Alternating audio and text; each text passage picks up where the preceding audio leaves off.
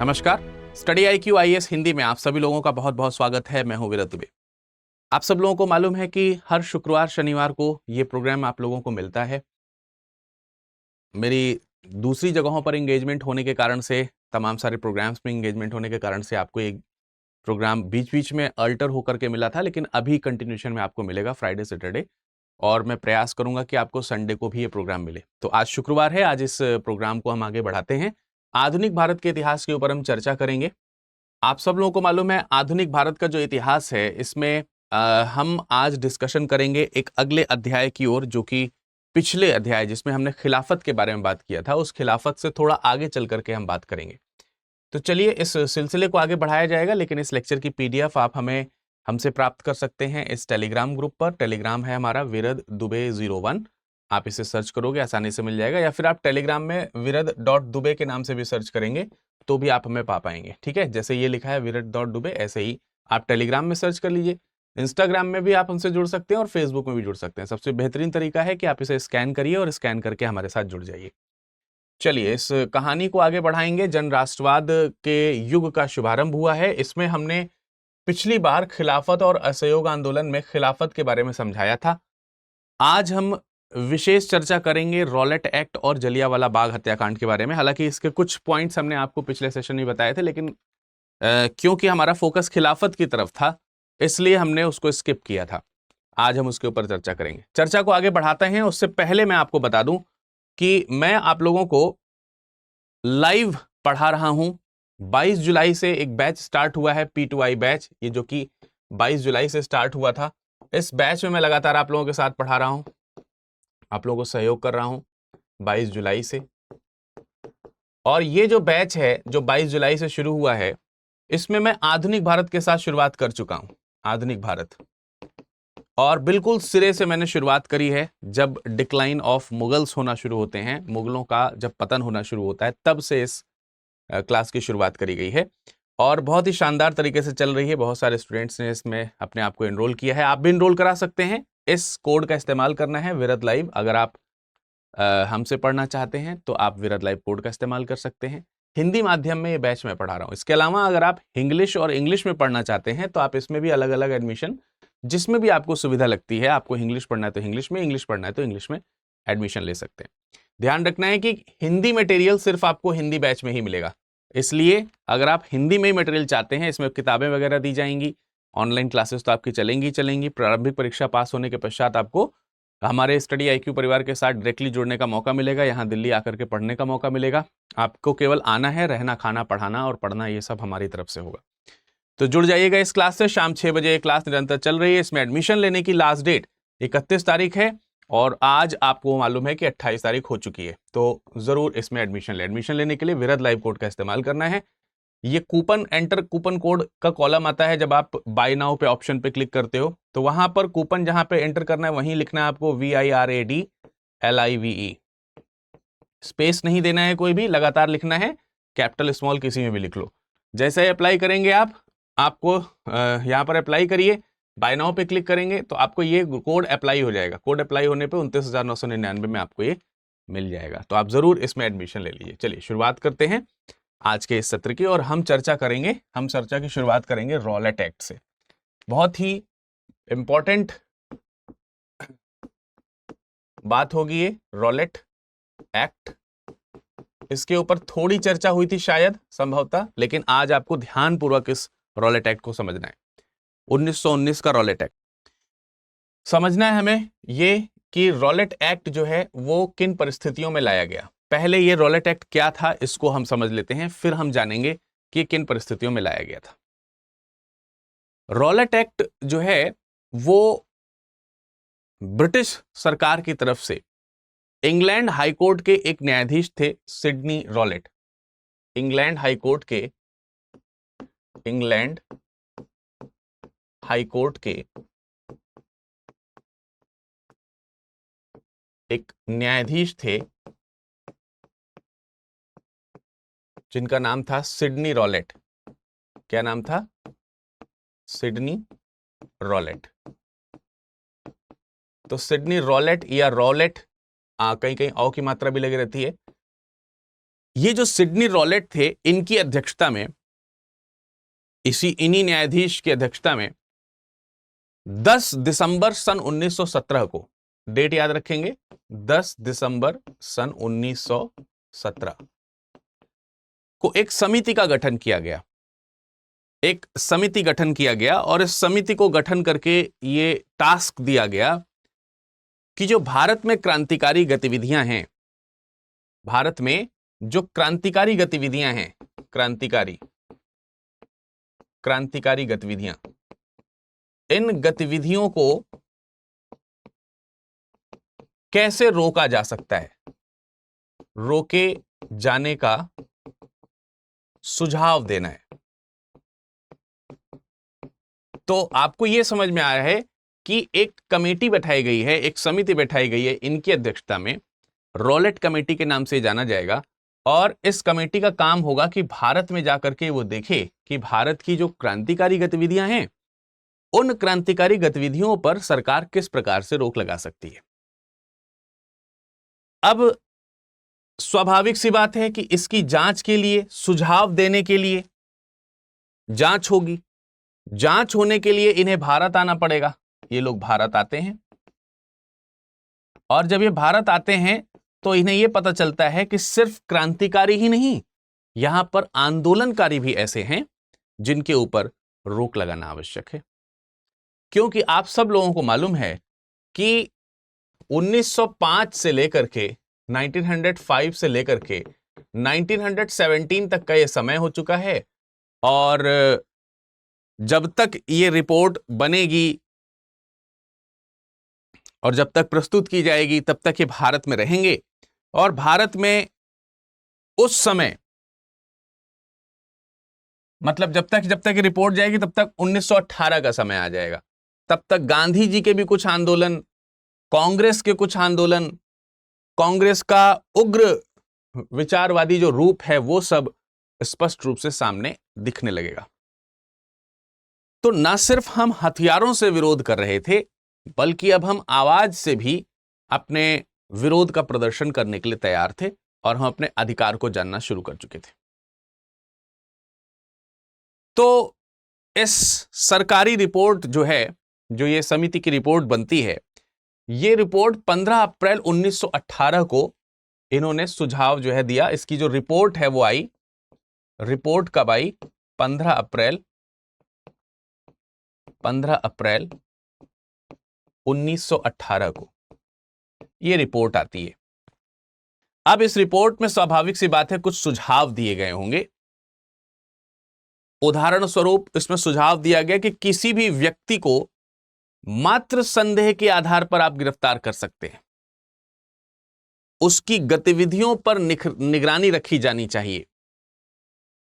यानी इन्होंने यह सुझाव दिया है कि किसी भी व्यक्ति को लगता है कि वो क्रांतिकारी विचारधारा का है, अगर कोई व्यक्ति जो क्रांतिकारी विचारधारा का है तो वो स्पष्ट रूप से विचारधारा का है या नहीं है ये भले ही पता ना चले, अगर इस बात का संदेह भी हो जाए तो हम उसे क्या कर सकें? गिरफ्तार कर सकें। यानी कि सरकार महोदय, आप ऐसा कोई कानून बनाइए जिससे कि ऐसी गतिविधियों में संलिप्त होने वाले व्यक्ति का अगर कोई संदेह होता है तो हम उस संदेह के आधार पर भी व्यक्ति को गिरफ्तार कर सकें। उसकी गतिविधियां जो हैं, गतिविधियां उसको नियंत्रित कर सकें, उसके ऊपर नजर रख सकें,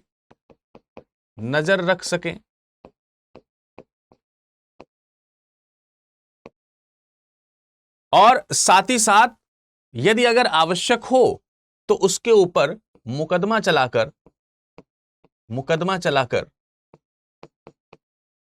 चलाकर उसे नियंत्रित कर सकें, दंडित कर सकें। मुकदमा चलाकर उसे क्या कर सकें? हम दंडित भी कर सकें। ऐसा कोई कानून चाहिए जो कि उस समय तक नहीं था। ये थे सुझाव ये सिडनी रॉलेट के, जो रॉलेट कमेटी बनी थी उसके। यह सुझाव ब्रिटिश पार्लियामेंट में जाता है। इस सुझाव के बारे में भारतीयों को भी जानकारी मिलती है। भारतीयों को भी पता चलता है कि इस तरीके की समिति आई है, वो इस तरीके की रिपोर्ट तैयार कर रही है, और इसलिए इस तरीके के सुझाव का भारतीयों ने भयंकर विरोध किया। भारतीयों ने इस तरीके के सुझाव का विरोध किया, और जब ये विरोध किया तो ब्रिटिश सरकार को और अच्छे से समझ में आ गया कि यस डेफिनेटली इस तरीके के, आप देख सकते हैं कि सरकार को कोई बिल ही नहीं लाने देंगे ऐसे, तो निस्संदेह इस तरीके के बिल की आवश्यकता यहां भारत में है। और फिर मार्च 1919 में एक्ट जो है वो पारित कर दिया गया।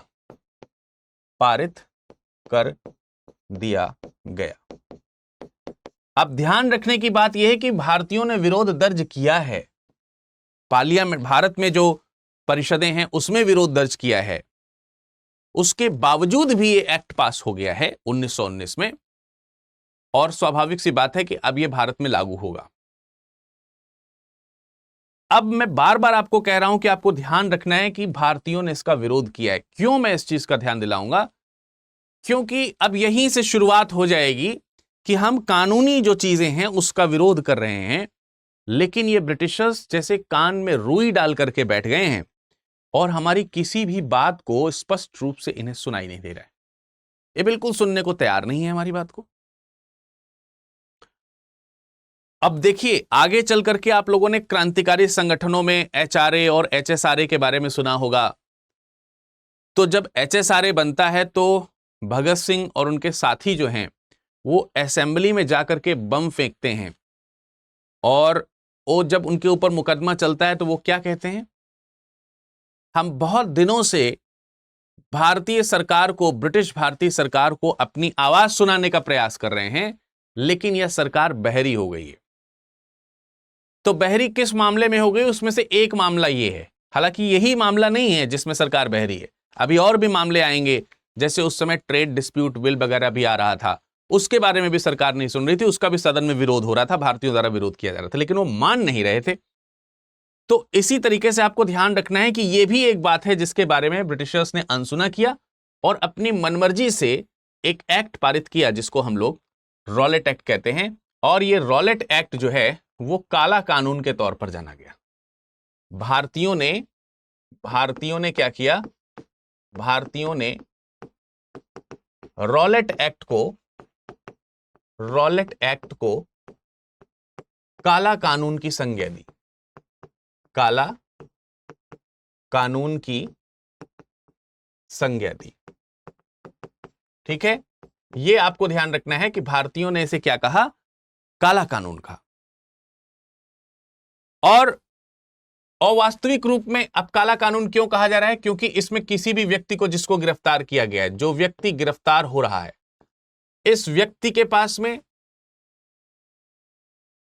अब इसको कहा गया बिना अपील, बिना दलील और बिना वकील का कानून। अब देखिए, यह व्यक्ति जो गिरफ्तार होता है उसको अपनी गिरफ्तारी के संबंध में पूछने का अधिकार होता है। आपने अनुच्छेद 22 पढ़ा होगा भारतीय संविधान में, तब तो खैर भारतीय संविधान नहीं था, लेकिन फिर भी मानव के ये नियम तो हर जगह प्रचलित थे, ब्रिटिश पार्लियामेंट में तो थी ये सारी चीजें। लेकिन वही ब्रिटिश सरकार जब भारत में किसी प्रकार से नियम को ला रही है तो अपने ही उस नियम को अनदेखा कर रही है कि भारतीय किसी भी प्रकार की दलील नहीं दे सकते हैं कि हमने ऐसा किया है या नहीं किया है, या किस आरोप में हमें गिरफ्तार कर रहे हैं। और ना ही अपने बचाव के लिए यह व्यक्ति किसी प्रकार का वकील रख सकता है। ऐसे में यदि अगर इस व्यक्ति को दंडित किया गया है तो किसी दूसरी कोर्ट में इसकी अपील भी नहीं की जा सकती है, किसी भी प्रकार से इसकी कहीं पर भी अपील नहीं करी जा सकती है। इसलिए इसे बिना अपील, बिना वकील, बिना दलील का कानून कहा गया। और जब यह कानून पारित हुआ तो भारत में जिन्होंने मदन मोहन मालवीय ने और मजरूल हक ने इस कानून के विरोध में जहां जहां ये व्यवस्थापिका सभा में संबोधित हुआ करते थे, वहां से इन्होंने इस्तीफा दे दिया। जिन्हा ने, मोहम्मद अली जिन्हा, मजरूल हक इन्होंने, और मदन मोहन मालवीय जी ने व्यवस्थापिका सभा से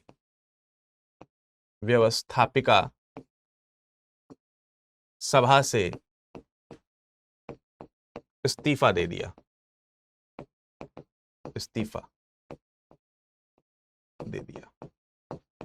तो अब हमको यह समझ में आया कि इन्होंने भाई व्यवस्थापिका सदन से इस्तीफा दे दिया है विरोध प्रकट करने के लिए। निस्संदेह उस समय गांधी जी का प्रभाव भी भारत में शुरू हो चुका था, तो गांधी जी ने भी इसका विरोध किया, और गांधी जी के सुझाव पर ही कांग्रेस ने पूरे देश में इसका विरोध करने के लिए 6 अप्रैल 1919 को कांग्रेस ने गांधी जी के सुझाव से, ध्यान रखेंगे, गांधी जी के सुझाव से 6 अप्रैल 1919 को देश भर में, या देशव्यापी जिसको कह सकते हैं आप, हड़ताल का आयोजन करवाया। यह आयोजन कांग्रेस के नेतृत्व में हुआ। सुझाव उसमें गांधी जी का है। गांधी जी का जहां सुझाव है वहां सत्याग्रह है, तो इसीलिए ये जो देशव्यापी हड़ताल है, इसी हड़ताल को हम लोग क्या कहते हैं? इसी हड़ताल को हम लोग रॉलेट सत्याग्रह कहते हैं। रॉलेट सत्याग्रह। ये रॉलेट सत्याग्रह के नाम से घटना फेमस है, क्योंकि रॉलेट एक्ट के विरोध में सत्याग्रह किया गया था, इसलिए इसको रॉलेट सत्याग्रह का नाम दिया जाता है। जगह जगह पर सत्याग्रह सभाएं आयोजित की जाने लगी। स्वाभाविक सी बात है, एक्ट बन चुका था। अब यह न सिर्फ क्रांतिकारियों के लिए था, बल्कि आंदोलनकारियों के लिए भी था, और आंदोलनकारियों ने यह सत्याग्रह सभाएं करनी शुरू कर दी थी। स्वाभाविक सी बात है, इसका असर होना था, और दिल्ली, अमृतसर, लाहौर, मुल्तान, जालंधर, ऐसे तमाम सारी उत्तरी और मध्य भारत के हिस्से में, अहमदाबाद में अलग अलग जगहों पर हड़ताल के प्रदर्शन किए गए, और रॉलेट सत्याग्रह जो है वो चलाया गया। जहां जहां सभाएं लगाई गईं, वहां वहां सरकार ने इन सभाओं का विरोध करने के लिए दमनात्मक कार्यवाही की, लाठीचार्ज किए, और न जाने कितने लोगों को इसमें घायल किया। निहत्थे लोगों पर कहीं पर गोलियां चलाई दी जा रही हैं, कहीं पर लाठियां चला दी जा रही हैं, अनेकों अनेक व्यक्ति इसमें पिस जा रहे हैं। और इन सब स्थितियों में अगर हम रॉलेट सत्याग्रह की बात करते हैं, तो ब्रिटिश सरकार ने जो सबसे भीषण स्थिति उत्पन्न करी, वो पंजाब में करी। सबसे भीषण स्थिति कहां पर हुई? सबसे भीषण स्थिति जो है ये पंजाब में हुई। सबसे बुरा हाल जो है सरकार ने पंजाब का कर दिया, और इसीलिए वहां की घटनाओं की जानकारी प्राप्त करने के लिए गांधी जी ने पंजाब जाने की योजना बनाई। जब गांधी जी ने पंजाब जाने की योजना बनाई, तो गांधी जी के पंजाब जाने पर रोक लगा दिया गया। गांधी जी ने पंजाब जाने की योजना बनाई,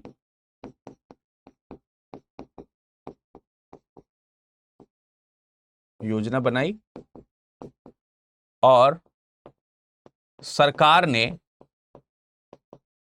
इस पर रोक लगा दी।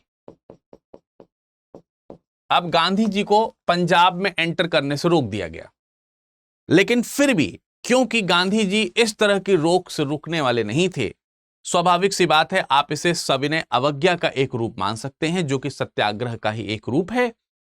तो सविनय अवज्ञा का पालन करते हुए वो पंजाब की तरफ बढ़ रहे थे कि 8 अप्रैल 1919 को उन्हें गिरफ्तार कर लिया गया। 8 अप्रैल 1919 को उन्हें पलवल से गिरफ्तार कर लिया गया। ठीक है, पलवल से उन्हें क्या कर लिया गया? गिरफ्तार कर लिया गया। पलवल जो है वर्तमान में हरियाणा में स्थित है, वर्तमान में हरियाणा राज्य में स्थित है। और इन्हें गिरफ्तार करके बंबई भेजा गया। बंबई, आजकल हम इसे मुंबई कहते हैं। तो इस प्रकार से गांधी जी गिरफ्तार हो गए। अब इसका परिणाम आप समझ सकते हैं कि जब गांधी जी गिरफ्तार हो गए तो निस्संदेह गांधी जी के जो समर्थक होंगे वो तो शांत नहीं बैठेंगे। वो समर्थक अब आगे विरोध करने के लिए तैयार होंगे। एक बड़ा जनसमूह निश्चित रूप से तैयार होगा। और अब यहां पर आप देख सकते हैं कि हिंदू मुसलमान जैसा कुछ नहीं है। अभी तक मैंने आपको कोई हिंदू मुसलमान जैसी चीज नहीं बताई। यानी ये सार्वजनिक रूप से एक प्रतिरोध जो है ब्रिटिश सरकार के इस एक्ट के खिलाफ चलाया जा रहा था। पंजाब की इस तरीके की दुरूह स्थिति को देख करके उस समय पंजाब के लेफ्टिनेंट गवर्नर थे, उप गवर्नर थे general Michael O'Dwyer. General Michael O'Dwyer, कहीं कहीं ये ड्वायर लिखे रहते हैं। और ये कौन थे? पंजाब के उप गवर्नर सॉरी, यानी कि लेफ्टिनेंट गवर्नर। अब ये ध्यान रखना है, ये नाम बहुत इंपॉर्टेंट है, जनरल माइकल ओ डायर। ये पंजाब के गवर्नर थे, लेफ्टिनेंट गवर्नर थे। और ये चाहते थे कि पंजाब में पुलिस और सरकार का इतना खौफ हो कि लोग किसी भी प्रकार की जनसभा या विरोध आंदोलन में सम्मिलित ना हो। इसको विशेष रूप से इसने एक्सेप्ट भी किया है आगे जो घटनाएं घटित हुई उसके पश्चात। यह तो घटना हो गई 8 अप्रैल 1919 की। अब एक घटना है 9 अप्रैल की। 9 अप्रैल सन 1919 की एक घटना है। 9 अप्रैल सन 1919 की घटना है।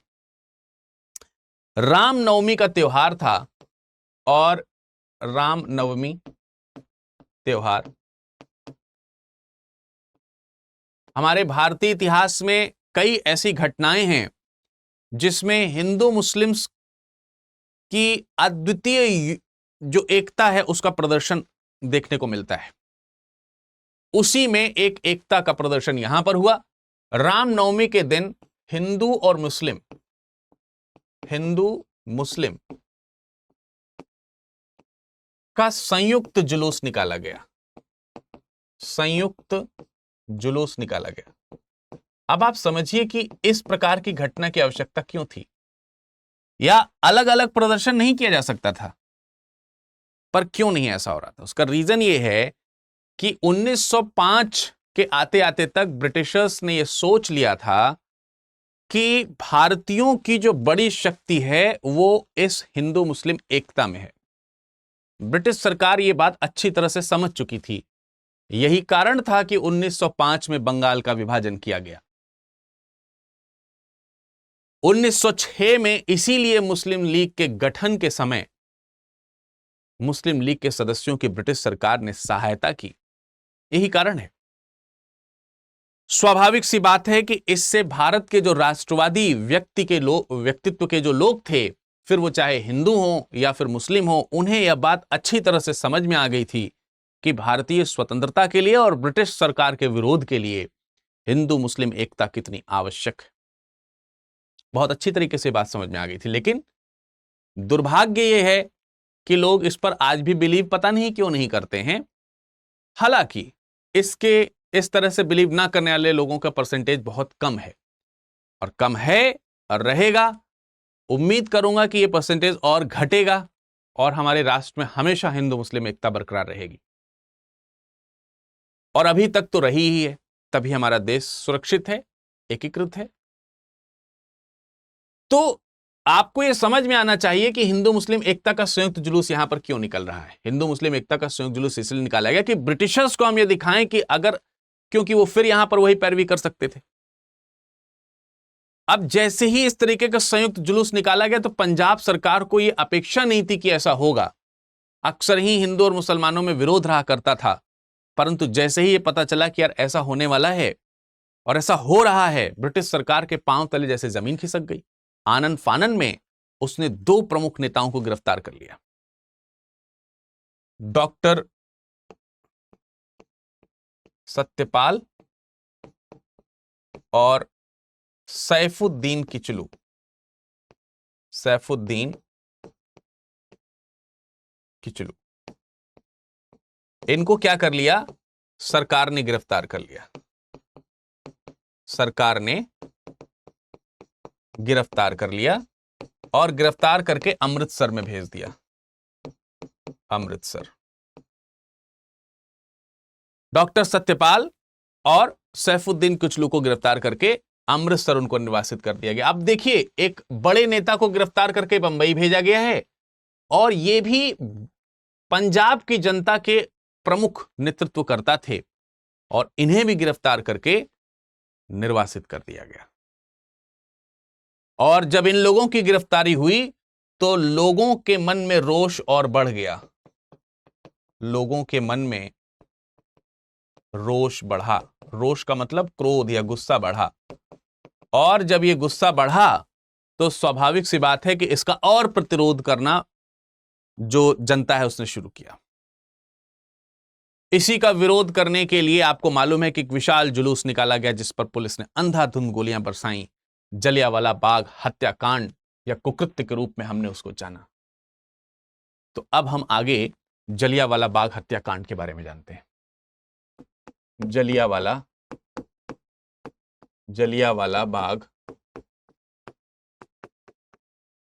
हत्याकांड, है ना। अब ये जलियांवाला बाग हत्याकांड होगा और ये जलियांवाला बाग हत्याकांड के पीछे जो प्रमुख वजह होगी, ये प्रमुख वजह क्या होगी? रॉलेट एक्ट का आना। अगर हम इसके कारण के पीछे जानने की प्रयास करें तो जलियांवाला बाग में जो मीटिंग चल रही थी वो क्यों थी? रॉलेट एक्ट आया था और रॉलेट एक्ट का विरोध किया गया और विरोध में सत्याग्रह किया गया और इस सत्याग्रह में प्रमुख नेता हैं वो गिरफ्तार हुए थे और इसी का विरोध प्रदर्शन करने के लिए जलियांवाला बाग में जनसभा हो रही थी। और मजे की बात तो यह है, आपको मैं बताऊं कि जिस समय रॉलेट एक्ट आया है उस समय भारत का क्या शैक्षिक दर रहा होगा? कितने लोग पढ़े लिखे होंगे? केवल शिक्षित वर्ग और क्रांतिकारियों को यह मालूम था कि ऐसी चीजें हो रही हैं। जन साधारण को तो इसकी जानकारी नहीं थी। रॉलेट एक्ट आया, उसकी जानकारी के मीडियम आज है ना। आज कोई कानून आता है, आप सोशल मीडिया पर, फेसबुक पर और व्हाट्सएप पर और पता नहीं किस किस सोर्स में आप उस चीज को पढ़ते हैं। पहले क्या सोर्स था? सिर्फ पैम्फलेट्स के माध्यम से उसको छापा गया और न्यूज़पेपर के माध्यम से। आपको क्या लगता है ब्रिटिश सरकार ने इस पे कितना खर्चा किया होगा? बस पार्लियामेंट में यह एक्ट पारित हो गया है, कुछ गिने चुने लोगों को मालूम है। कई लोगों को तो सिर्फ इसलिए मारपीट दिया जाता था कि जब कह दिया गया है कि रॉलेट एक्ट लागू है तो क्यों निकल रहे हो बाहर। कई जगहों पर बाहर निकलने के प्रतिबंध कर दिया जाता था। बहरहाल, तो यह एक घटना घटित हुई। जैसा कि मैंने आप लोगों को बताया कि गांधी जी ने भी रॉलेट एक्ट का विरोध किया, फिर उन्हें 6 अप्रैल 1919 को उन्होंने सभा बनाई, व्यापक हड़ताल का उन्होंने आयोजन किया। 8 अप्रैल 1919 को गांधी जी को पंजाब जाते समय पलवल से गिरफ्तार कर लिया गया। 9 अप्रैल को मैंने आपको बताया कि डॉक्टर सत्यपाल और सैफुद्दीन किचलू को भी गिरफ्तार कर लिया गया। तो जनता जो है वो बहुत आक्रोशित है, उस सरकार के खिलाफ आवाज उठाना चाहती है। और यही इसी समय ही सरकार की ये जो दमनात्मक नीतियां हैं और भारतीय नेताओं की जो गिरफ्तारी है, इसके विरुद्ध एक विशाल जनसभा का आयोजन किया जा रहा है। जनसभा का आयोजन हो रहा है। जनसभा कहां आयोजित हो रही है? जलियांवाला बाग में। जलियांवाला बाग में।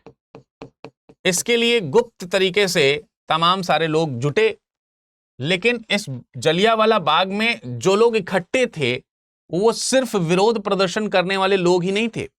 तमाम सारे लोग अमृतसर जा रहे थे, जो अमृतसर में पवित्र तीर्थ स्थल है, वहां जा रहे थे, गोल्डन टेम्पल की तरफ। तो वो भी वहां उपस्थित थे। बहुत बड़ा बाग था, इतना बड़ा बाग था कि उसमें बहुत सारे लोग आ सकते थे, लेकिन उस बाग का दुर्भाग्य ये था कि उसमें आने और जाने के लिए सिर्फ एक ही प्रवेश द्वार था। वो भी बहुत ज्यादा बड़ा प्रवेश द्वार नहीं था, संकरा सा प्रवेश द्वार था जिसमें एक साथ बहुत सारे लोग बाहर नहीं निकल सकते। तो जब भगदड़ होती है तो फिर वैसे भी जगह छोटी पड़ जाती है। जैसे ही ये बात पता चली कि लोग वहां पर वैशाखी का त्योहार मनाने इकट्ठा नहीं हो रहे हैं, ये 13 अप्रैल का दिन है, 13 अप्रैल 1919 को वैशाखी का त्योहार है। कुछ लोग ये सब मनाने के लिए वहां इकट्ठे हुए थे। ठीक है, वैशाखी का त्योहार है। उसी में जनसभा आयोजित करने का प्रस्ताव रखा गया। सरकार को एक खबर लगी कि वहां जनसभा करी जा रही है त्योहार के नाम पर। सरकार को क्रोध आया और उस समय brigadier general Reginald Edward Harry Dyer, रेडनॉल्ड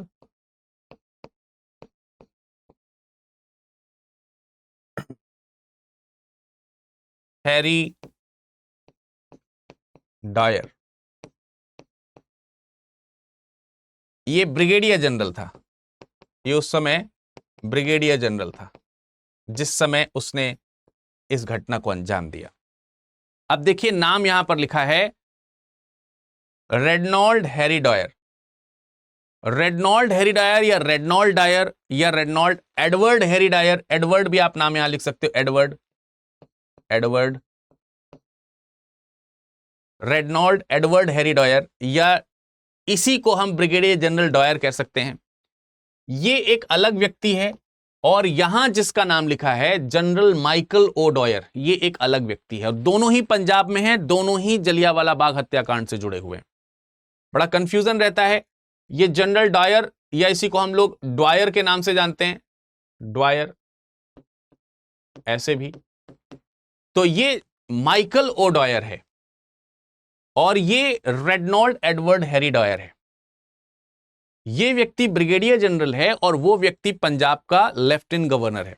lieutenant governor ऐसा मान लीजिए कि मान लेते हैं कि किसी राज्य का राज्यपाल जैसे होता है, राज्य का सब कुछ वही होता है, तो वो लेफ्टिनेंट गवर्नर था।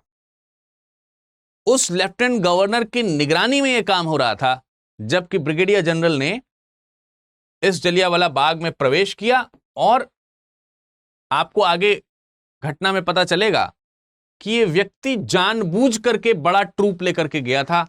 150 सशस्त्र सैनिक थे इसके पास, सशस्त्र सैनिक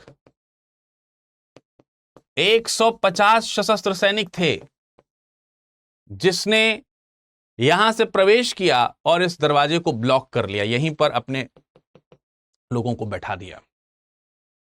पहले से यह तय करके आया था कि इतना क्रोध था इसके अंदर कि पहले से तय करके आया था कि मौका नहीं देना है, अंधाधुंध गोलियां चलानी है, मार डालना है सबको, रक्त रंजित कर देना है पूरा Jallianwala Bagh. Michael रेडनॉल्ड Harry Dyer यह भी एक्सेप्ट करता है कि वो तो जगह कम थी, अदरवाइज तो ये बड़ी तोप भी लेकर के जा सकता था। उसकी इच्छा थी कि तोप से उड़ा दिया जाए, लेकिन क्योंकि तोप ले जाने की स्थिति नहीं थी वहां पर, इसलिए वो केवल राइफल्स और ये सारी चीजें लेकर के ही सैनिकों को ले गया।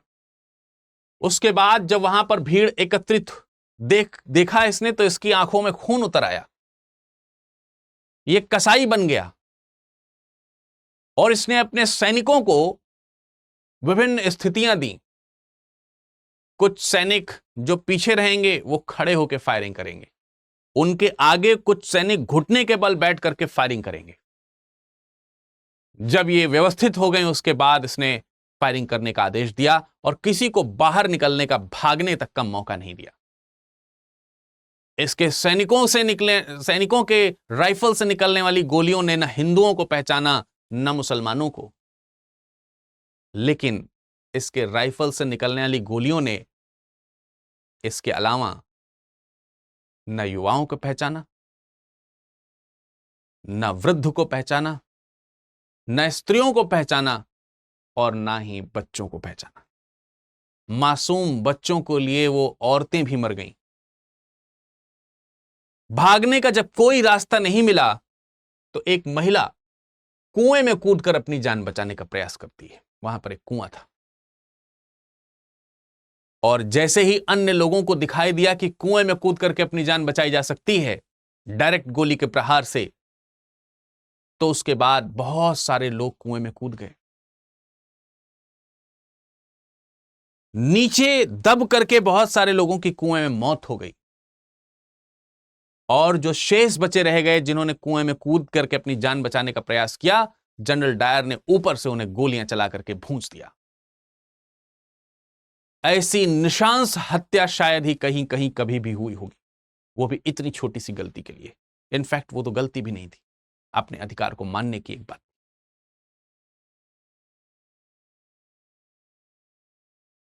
आज भी सही सही आंकड़े मौजूद नहीं हैं कि इस हत्याकांड में कितने लोग मारे गए, लेकिन मोटे मोटे तौर पर माना जाता है कि तकरीबन 1000 लोग शहीद हुए और तकरीबन 1200 लोग घायल हुए, बुरी तरीके से घायल हुए। और ये जो निशांस हत्याकांड है, इस निशांस हत्याकांड को ही हम जलियांवाला बाग हत्याकांड के नाम से जानते हैं। यही जलियांवाला बाग हत्याकांड है। इस हत्याकांड की हर जगह पर भर्त्सना की गई। ब्रिटिश हाउस ऑफ कॉमन्स में जब इसके ऊपर चर्चा की गई तो वहां के भी एक सदस्य ने कहा कि ऐसी बर्बरता की मिसाल हमारे देश में तो क्या पूरे संसार में कहीं नहीं होगी। और इसी हत्याकांड के विरोध में रविंद्रनाथ टैगोर ने, इसी हत्याकांड के विरोध में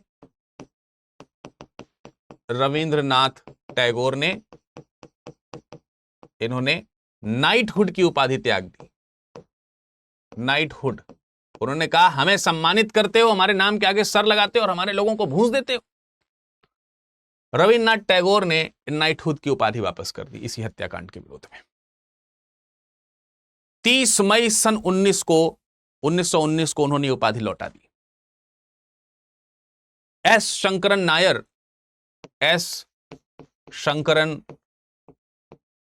नायर, ये उस समय जो ब्रिटिश काउंसिल हुआ करती थी गवर्नर जनरल की, उनकी कार्यकारी परिषद के गवर्नर जनरल की कार्यकारी जो परिषद थी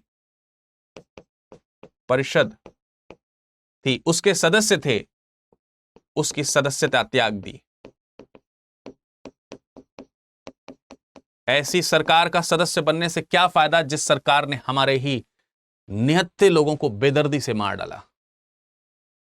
2013 में ब्रिटेन के प्रधानमंत्री डेविड कैमरून भारत आए थे। उन्होंने भी इसके ऊपर अफसोस व्यक्त किया था।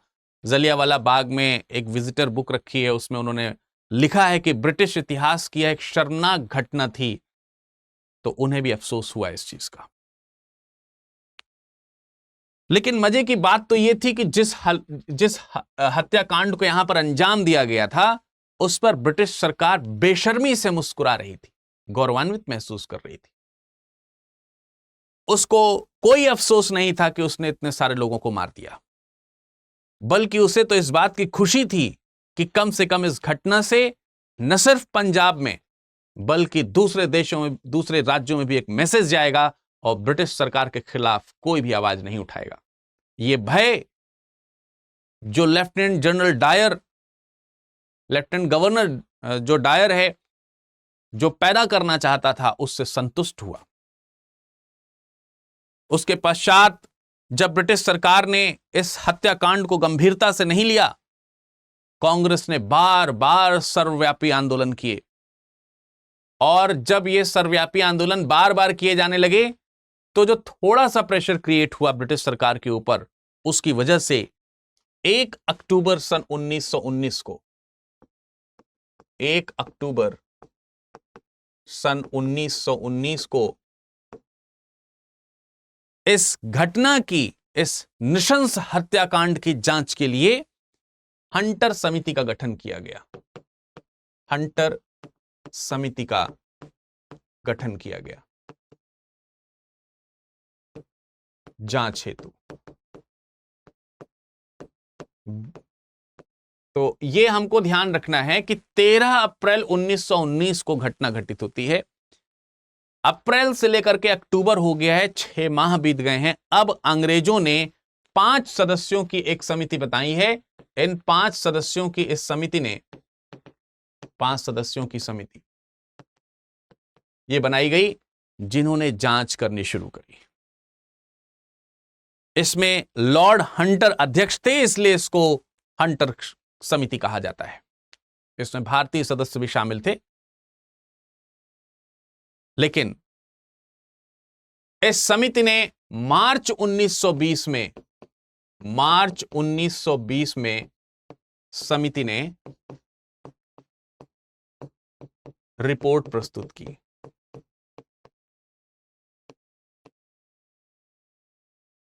आपको लगेगा कि इस रिपोर्ट में जांच की गई होगी, तो निस्संदेह जो हत्या हुई है उसके पीछे इन हत्यारों को दंडित करने का प्रस्ताव दिया गया होगा, परंतु ऐसा कुछ भी नहीं किया गया। यह रिपोर्ट आती उससे पहले ही सरकार ने दोषी लोगों को बचाने के लिए क्षतिपूर्ति विधेयक यानी इंडेमनिटी बिल पास कर दिया, और गांधी जी ने इस रिपोर्ट को, ये जो रिपोर्ट प्रस्तुत हुई, गांधी जी ने क्या कहा? गांधी जी ने कहा, पन्ने दर पन्ने, पन्ने दर पन्ने सरकार की निर्लज्ज लीपापोती, निर्लज्ज लीपापोती, क्योंकि इसमें सरकार के इस कदम को उचित ठहराने जैसी बात कही गई। इनफैक्ट जब जनरल डायर जिसने गोली चलाई थी, जनरल डायर क्या, ब्रिगेडियर जनरल रेडनॉल्ड हैरी डायर जो है, जब ये इसको इसको दोषी पाया गया, लेकिन इस तरीके की दोषी पाया गया कौन? Brigadier general Edward Harry Dyer, इसको दोषी पाया गया, तो इसका जो ये पद है इसको डिग्रेड कर दिया गया और इसे कर्नल बना दिया गया। अब ये कर्नल एडवर्ड हेनरी डायर है, ये सजा दी गई इसको, और इसे यहां से पदमुक्त करके वापस भेज दिया गया।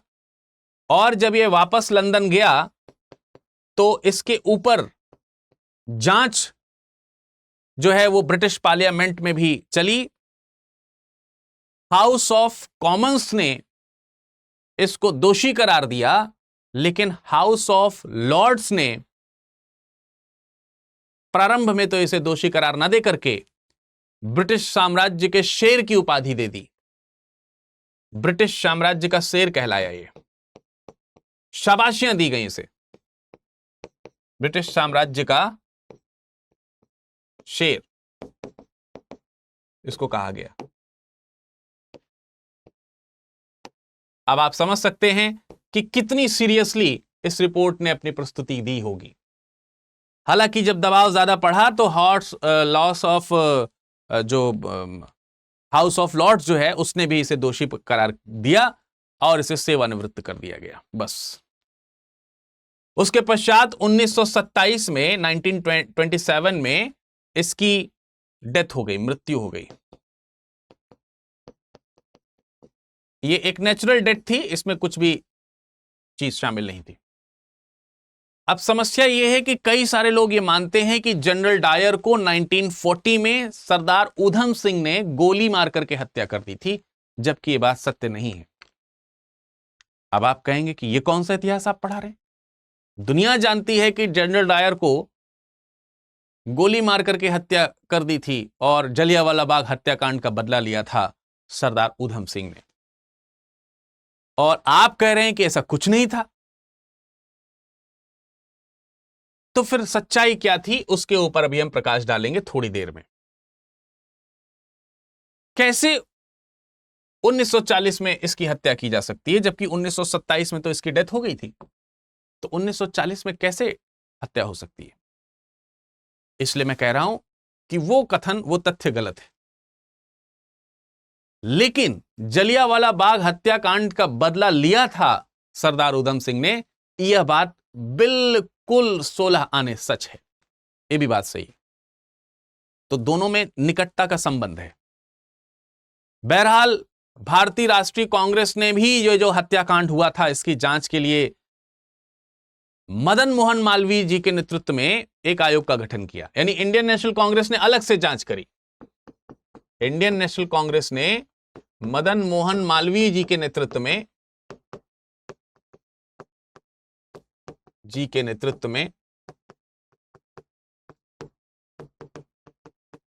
जांच आयोग का गठन किया। यानी ये अपनी तरफ से भी जलियांवाला बाग हत्याकांड की जांच कराई जाएगी, जिसमें पंडित मोतीलाल नेहरू शामिल थे, अब्बास तैयब जी शामिल थे। मोतीलाल नेहरू, अब्बास तैयब जी, गांधी जी भी इसमें शामिल थे। और इसके अलावा पुपुल जयकर भी शामिल थे। इसके अलावा इसमें सीआर दास भी शामिल थे, सीआर दास, चित्तरंजन दास। इन सब लोगों ने इस जांच आयोग का गठन करके जलियांवाला बाग हत्याकांड की जांच करी और अपने द्वारा प्रस्तुत की गई इस रिपोर्ट में डायर की जम करके निंदा की और सरकार से अपील करी कि जो मृतक लोग हैं उन मृतक लोगों के परिवारों को आर्थिक सहायता दी जानी चाहिए और दोषियों के खिलाफ कड़ी कार्यवाही की जानी चाहिए। परंतु सरकार ने इसके ऊपर कोई ध्यान नहीं दिया। सरकार ने इस समिति की जो रिपोर्ट आई, उस रिपोर्ट में, इसमें जो रिपोर्ट आई है, इस रिपोर्ट में तमाम सारे लोग दोषी पाए गए हैं। यानी डायर को दोषी पाया गया है, डायर दोषी है और उसे सजा देनी चाहिए, इसे सजा दी जाए। और जो मृतक हैं, उनके परिवार को, मृतक जो हैं उनके परिवार को, उनके आश्रितों को हर्जाना दिया जाए, ये अपील करी। लेकिन सरकार ने इसको अनसुना कर दिया। अब ये एक और घटना है जिसमें सरकार ने अपने कान में रुई डाल ली है। ये दूसरी घटना है। बहरहाल इसके विरोध में जब ये काम किया सरकार ने, तो इसी के विरोध में गांधी जी ने असहयोग आंदोलन चलाया। असहयोग आंदोलन चलाया कि जब हमारा आप सहयोग नहीं कर रहे हैं, और वैसे भी 1918 तक जो प्रथम विश्व युद्ध चला था उसमें हमने सहयोग किया था, इसका परिणाम आप हमें ये दे रहे हैं, तो गांधी जी ने असहयोग आंदोलन चलाया। उसी समय पंजाब में चमनदीप नाम के एक व्यक्ति थे। पंजाब में चमनदीप नाम के एक व्यक्ति थे। इन्होंने डंडा आंदोलन चलाया। इन्होंने एक डंडा आंदोलन चलाया, डंडा फौज गठित करी इन्होंने, डंडा फौज, और डंडा फौज गठित करके डंडा आंदोलन चलाया। तो यह भी एक घटना है जो आपको ध्यान रखनी। यह था जलियांवाला बाग हत्याकांड जिसके बारे में मैंने आपको बताया। अब हम इसी में बात कर लेते हैं कि ऊधम सिंह का बदला क्या था।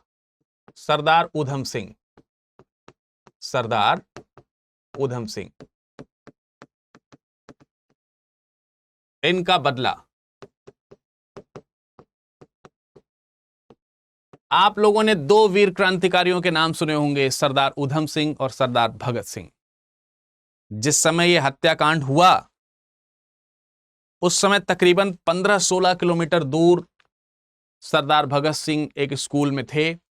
जब उन्हें इस हत्याकांड के बारे में पता चला तो वहां से पैदल नंगे पैर दौड़ते हुए 15-16 किलोमीटर जो भी था उतनी लंबी यात्रा करके वो उस घटना स्थल पर पहुंचे।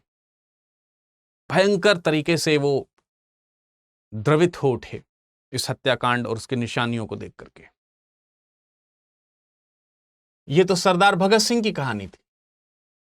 जिस समय घटना घटित हुई उस समय वो उस घटना स्थल पर मौजूद नहीं थे, लेकिन घटना स्थल पर जिस समय शाम को 5:30 बजे की घटना है, ये शाम 5:30 बजे के आसपास की घटना है, जब जनरल डायर ने निशंस लोगों के ऊपर हत्या कर दिया। मतलब ये मतलब कह सकते हैं कि भयानक हत्याकांड रचा। जब उस समय वहां एक बालक मौजूद था और ये बालक कोई और नहीं सरदार ऊधम सिंह थे।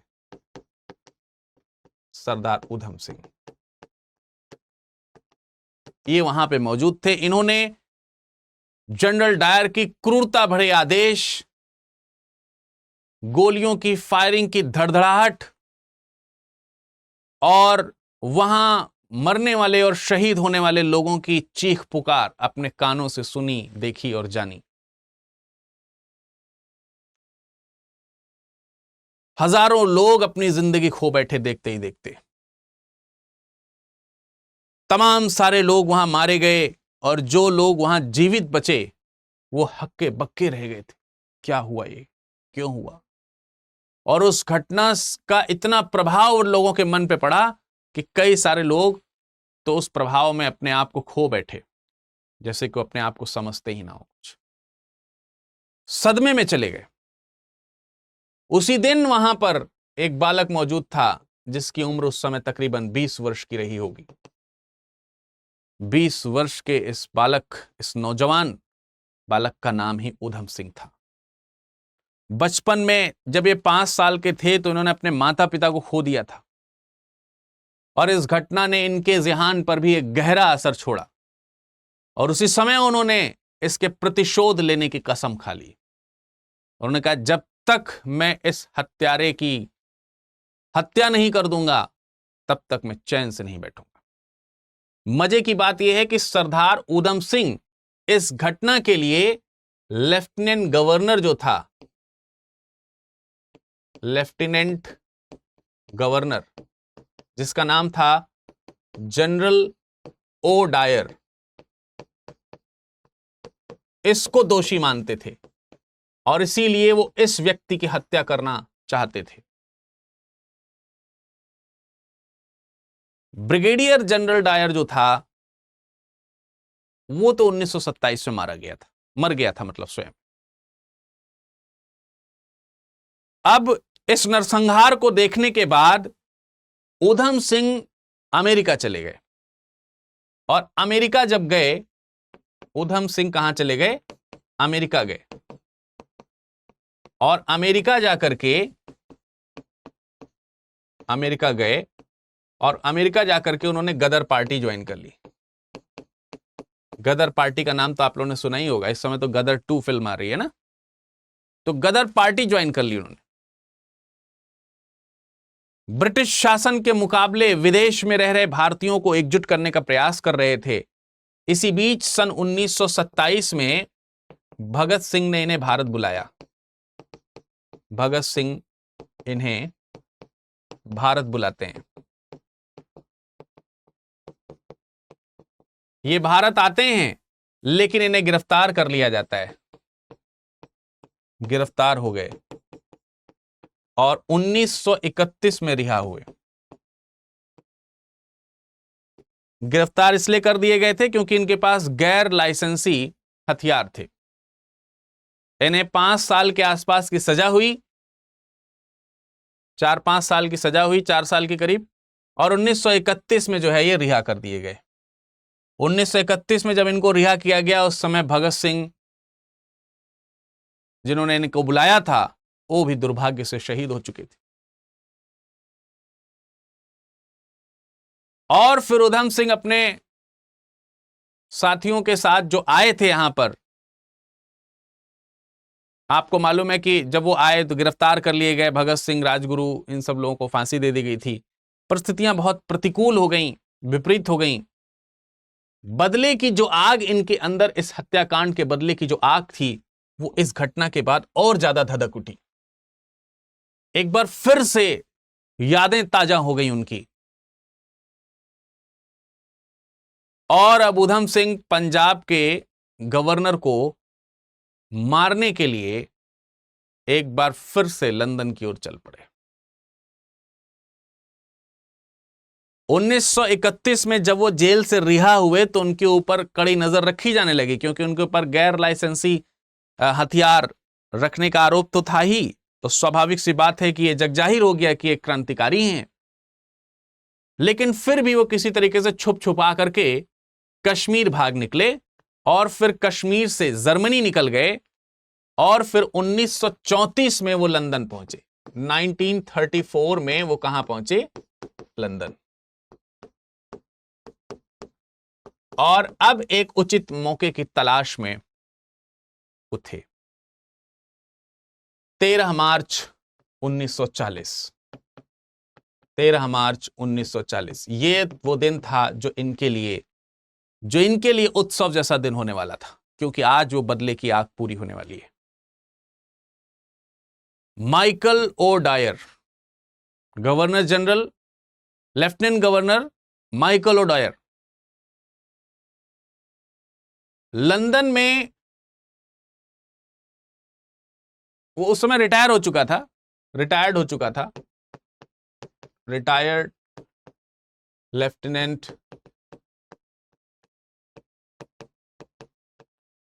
Governor Michael O'Dwyer. ये जो माइकल ओ डायर है उस समय रिटायर हो चुका है, और ये रिटायर्ड व्यक्ति लंदन के कैक्सटन हॉल में एक जनसभा को आयोजित करने जा रहा था। इसमें east India association of central Asiatic society, east India association and central Asian society,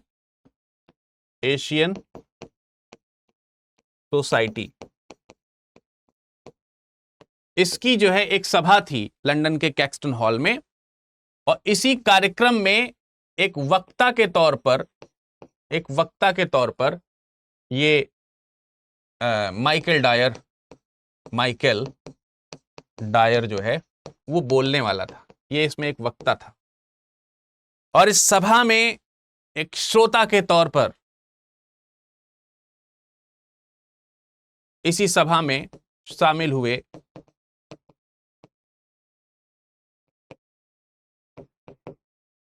सरदार ऊधम सिंह। ये शामिल हुए। इन्होंने अपनी किताब में पिस्टल छुपा ली, मोटी सी किताब ली और उस किताब में छेद करके पिस्टल का आकार बनाकर उसमें पिस्टल छुपा ली और इस तरीके से वो सभा के अंदर पिस्टल ले जाने में सफल हुए। और जैसे ही ये व्यक्ति भाषण देने के लिए वहां पर खड़ा हुआ, तुरंत इन्होंने अपनी रिवॉल्वर निकाली और जनरल ओडायर पर 3 गोलियां मारी, 3 गोलियां मारी। और देखते ही देखते जनरल डायर काल का ग्रास बन गया। उसके पश्चात जिस प्रकार से नृशंस हत्या करने के बाद ब्रिटिश सरकार के इस दोषी को जरा सा भी अफसोस नहीं हुआ था और वो निर्लज्जता से मुस्कुरा रहा था, उसी प्रकार से सरदार उधम सिंह ने भी जब इसको गोली मारी तो उसके पश्चात उनको कोई पछतावा नहीं हुआ और वो मुस्कुराते हुए अपनी गिरफ्तारी दे देते हैं, पुलिस के साथ चले जाते हैं। 31 जुलाई 1940, 31 जुलाई 1940 सरदार उधम सिंह शहीद हो जाते हैं, क्योंकि उन्हें क्या दे दिया गया? फांसी की सजा दी गई। लंदन में ही उनको फांसी की सजा दे दी गई, लंदन की पेंटन विले जेल में, पेंटन विले जेल में फांसी की सजा दे दी गई। बाद में सन 1947 में इनकी अस्थियां भारत लाई गईं और फिर उन्हें अंतिम संस्कार उनका किया गया। सुनाम जगह है वहां पर जहां पे जन्म हुआ था इनका, वहां पर इनकी जो है अंतिम संस्कार किया गया। ये कहानी आप लोगों को देखने को मिल सकती है, आप लोगों ने फिल्म देखी होगी सरदार उधम सिंह वगैरह। तो ये है जलियांवाला बाग हत्याकांड और रॉलेट एक्ट की कहानी। अब आपने पिछली श्रृंखला में खिलाफत आंदोलन के बारे में पढ़ा और अभी आज की श्रृंखला में आपने देखा कि जलियांवाला बाग हत्याकांड और रॉलेट एक्ट जैसी घटनाएं घटित हुई। तो संयुक्त रूप से आपको समझ में आ गया होगा कि आगे गांधी जी का जो असहयोग आंदोलन चलेगा वो किस आधार पर और किस रूप में और किस दिशा में चलेगा। अगली श्रृंखला में हम ये जानने का प्रयास करेंगे कि गांधी जी का असहयोग आंदोलन किस प्रकार से, किस रूप में और किस दिशा में चला और उसके क्या मायने निकले। आशा करते हैं कि आज का ये लेक्चर आपको बहुत पसंद आया होगा, आपने एक भारतीय होने पर गर्व महसूस किया होगा और आपने एक भारतीय होने पर दुख भी महसूस किया होगा, क्योंकि उस समय भारतीय इतने मजबूर हो गए कि ब्रिटिश सरकार को तत्कालीन नाको चने चबवाने के लिए उनके पास शक्तियां नहीं थी। लेकिन कोई बात नहीं, धैर्य से ही सही हमने ब्रिटिश सरकार की चूलें हिला दी। आशा करता हूं कि आप सब लोग इस भारत को सुरक्षित रखेंगे जब आप अधिकारी बनेंगे, और यह भी आशा करता हूं कि आप शीघ्र अधिकारी बनेंगे। मुलाकात होगी अगले सत्र में। जाने से पहले मैं आपको एक बार फिर से याद दिला देना चाहता हूं कि आज जो आपने पढ़ा है इसकी पीडीएफ आप लोगों को प्राप्त हो जाएगी इस टेलीग्राम ग्रुप पर।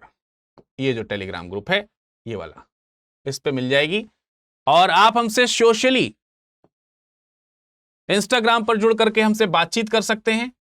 जाने से पहले मैं आप लोगों को यह भी बता देना चाहता हूं एक बार फिर से कि 22 जुलाई को बैच शुरू हो चुका है जिसमें आप एडमिशन ले सकते हैं विरध लाइव कोड का इस्तेमाल करके। इसमें मैं शानदार तरीके से आधुनिक भारत का इतिहास पढ़ा रहा हूं। आपके लिए बहुत ही सुनहरा अवसर है। आज 28 तारीख है, अभी भी आपके पास में जुड़ने का मौका है। ये बैच में एडमिशन 31 तारीख को क्लोज हो जाएगा, इसके बाद इस बैच में एडमिशन नहीं मिलेगा। इसलिए आप 31 से पहले आप जरूर जो है अपने आप को एनरोल कर लीजिए। एनरोल करने के पश्चात आप हमें जरूर बताएं कि आपने एनरोल करा लिया है, एडमिशन ले लिया है विरध लाइव कोड का इस्तेमाल करके, और आप ये बताने के लिए हमें इन साधनों का इस्तेमाल कर सकते हैं। ठीक है, इंस्टाग्राम या टेलीग्राम। इससे जुड़ने के लिए डायरेक्टली आप इन्हें स्कैन भी कर सकते हैं, आराम से आप इसमें जुड़ जाएंगे। तो इसी उम्मीद के साथ कि कल फिर मुलाकात शाम को आपसे होगी, तब तक के लिए सुरक्षित रहिए, पढ़ते लिखते रहिए। नमस्कार, धन्यवाद।